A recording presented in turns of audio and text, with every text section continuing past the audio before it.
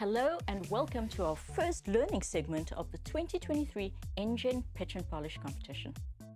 This time around, we're doing something a little different and analyzing some of the pitches from this year's competition. In doing this, we'll draw out some important pitching principles, which I hope will help you to polish your pitch.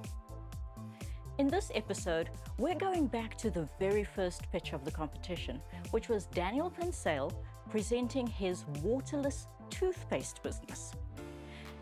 Clearly, Daniel was prepared.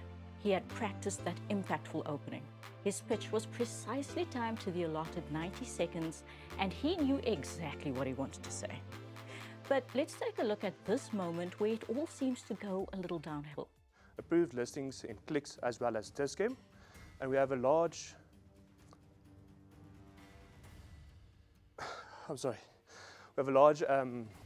licensing agreement in East Africa. Our product is 6.7% less expensive than conventional toothpaste, and our average gross profit is 29.5%. Notice how he seems to have it all under control, and then bam, he stumbles. It takes him a while to recover, and for the rest of his pitch, you see how his confidence, which had been growing up to that point, seems to falter. He's also lost valuable seconds. Being prepared is important, but today's pitching principle is don't overscript. I know it's a bit confusing to hear on the one hand that you should be prepared, but on the other hand that you shouldn't be overscripted. But here's the thing. Overscripting or presenting from memory is essentially like reciting a nursery rhyme. The words flow in a particular way. Even the tones and undulations are predictable and prescribed. Remember when you were in school? What happened when you forgot a word when reciting a nursery rhyme in front of the class? Crash and burn with no recovery.